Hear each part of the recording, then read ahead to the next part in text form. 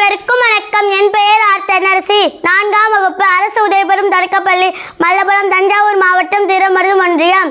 மனிதராக பிறந்து மனிதராக வாழ்ந்து அரும் பெரும் பணிகள் ஆற்றி மக்கள் உள்ளங்களில் அமர்ந்திருப்பவர் பசும்பொன் முத்துராமலிங்கம் தேவர்.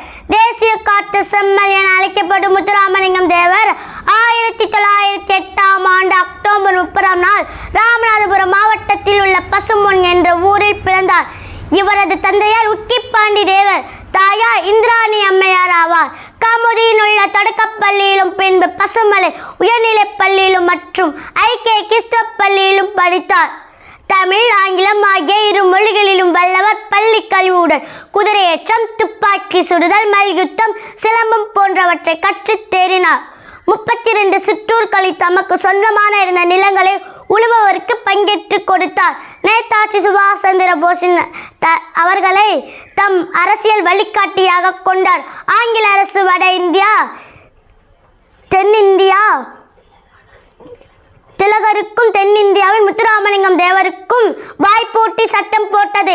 நேதாஜி சுபாஷ் சந்திர போஸின் தலைமையின் ஆங்கில அரசு எதிர்த்த இந்தியா இராணுவத்திற்கும் தமிழகத்திலிருந்து பெரும் படையை திரட்டி அனுப்பிய பெருமை இவரை சாரும். வீரமில்லா வாழும் விவேகமில்லா வீரமும் வீணாகும் என்பது இவரது மேற்கொள்ளும் ஆகும்.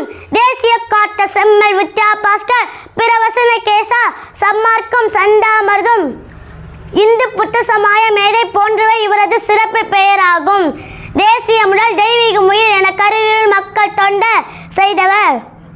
1963ஆம் ஆண்டு அக்டோபர் 30ஆம் தேதி இவ்வுலகை விட்டு மறைந்தார். தேசியம் காத்த செம்மல் ஆவார்.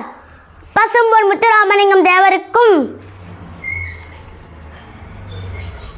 பெருமைகளை பற்றி பேச வாய்ப்பளித்த சுதந்திர ஏற்றிருக்கும் என் மனமாக நன்றியை தெரிவித்துக் கொள்கிறேன். மிக்க நன்றி.